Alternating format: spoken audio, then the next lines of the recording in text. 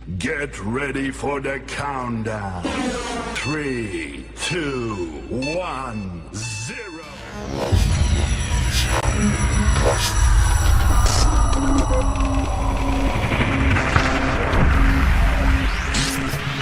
Assalamualaikum warahmatullahi wabarakatuh.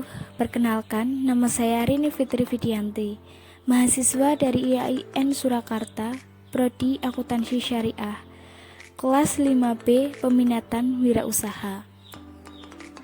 Di sini saya akan melakukan observasi UMKM usaha tempe milik dari Ibu Suwarni. Pabrik tempe ini terletak di Desa Nglundu, Dengungan, Banyudono, Boyolali. Pabrik tempe ini sudah berdiri sejak 30 tahun yang lalu.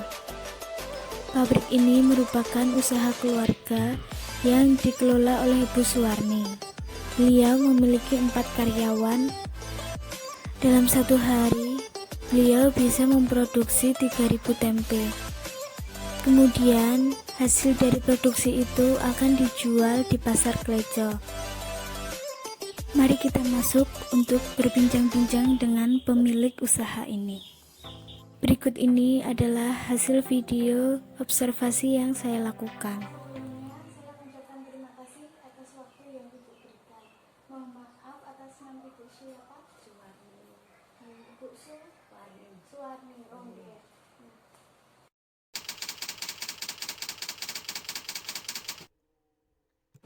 30 tahun. Oh, 30 tahun.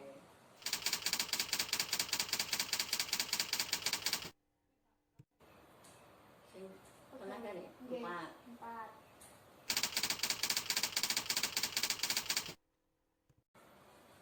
Tempe godong daun dok.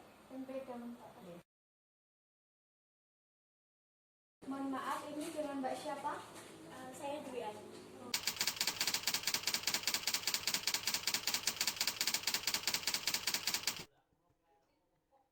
Jadi permasalahan dalam usaha keluarga ini adalah harga kedelai yang menjadi bahan baku utama itu tuh harganya nggak stabil gitu, kadang-kadang naik, kadang-kadang turun gitu. Setelah itu minat pembeli terhadap kedelai itu makin kesini tuh makin kurang gitu. Jadi kalau kita mengatasinya itu biasanya kita membusukkan kedelainya, membusukkan tempenya gitu, terus kita jual kembali.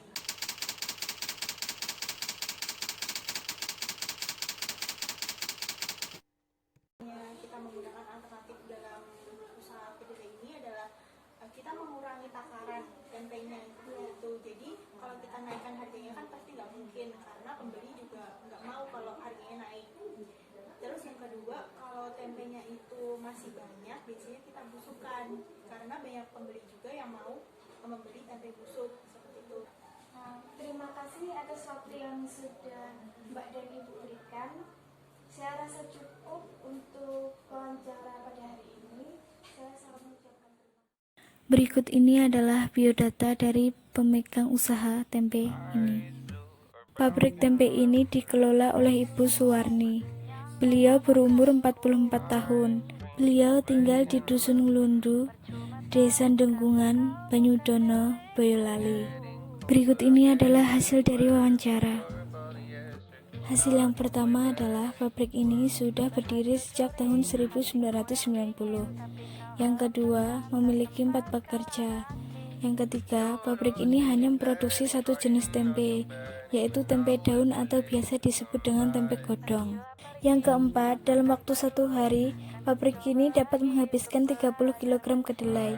Yang kelima, dalam 1 hari, pabrik ini dapat memproduksi 3.000 bungkus tempe. Pada observasi kali ini, saya kaitkan dengan tema pengambilan keputusan taktis. Permasalahan yang pertama adalah ketika bahan baku mengalami kenaikan, apa yang akan dilakukan oleh pemilik untuk mengatasi permasalahan tersebut. Di sini alternatif yang beliau ambil adalah mengurangi takaran tempe. Untuk permasalahan kedua, ketika tempe itu tidak laku terjual habis, apa yang akan dilakukan oleh pengelola untuk mengatasi permasalahan tersebut? Alternatif yang diambil dalam mengatasi permasalahan tersebut adalah ketika tempe itu tidak laku habis, maka tempe itu dibusukkan terlebih dahulu, kemudian dijual kembali. Berikut ini adalah analisis biaya. Ketika harga normal, tempe dapat diproduksi sebanyak 3.000 bungkus atau setara dengan 1.500 ikat. Ketika kondisi itu tidak normal atau harga bahan baku itu naik, maka tempe dapat diproduksi sebanyak 3.600 bungkus atau setara dengan 1.800 ikat. Dapat dilihat berdasarkan hasil perhitungan di video ini. Nah, di sini ketika harga normal itu laba yang didapat adalah Rp330. Sedangkan dalam keadaan yang tidak normal itu laba yang didapat adalah Rp350.000. Dikarenakan ukurannya itu dikurangi dan jumlah produksinya menjadi lebih banyak, maka keuntungan yang didapat itu lebih banyak ketika harga itu tidak normal.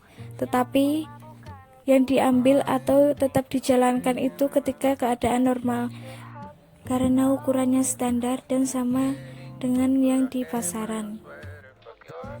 Sedangkan dalam keadaan yang tidak normal itu laba yang didapat adalah Rp350.000. Dikarenakan ukurannya itu dikurangi dan jumlah produksinya menjadi lebih banyak, maka keuntungan yang didapat itu lebih banyak ketika harga itu tidak normal. Tetapi yang diambil atau tetap dijalankan itu ketika keadaan normal, karena ukurannya standar dan sama dengan yang di pasaran. Cukup sekian video yang dapat saya sampaikan. Saya mengucapkan terima kasih. Kalau ada salah saya mohon maaf. Wassalamualaikum warahmatullahi wabarakatuh.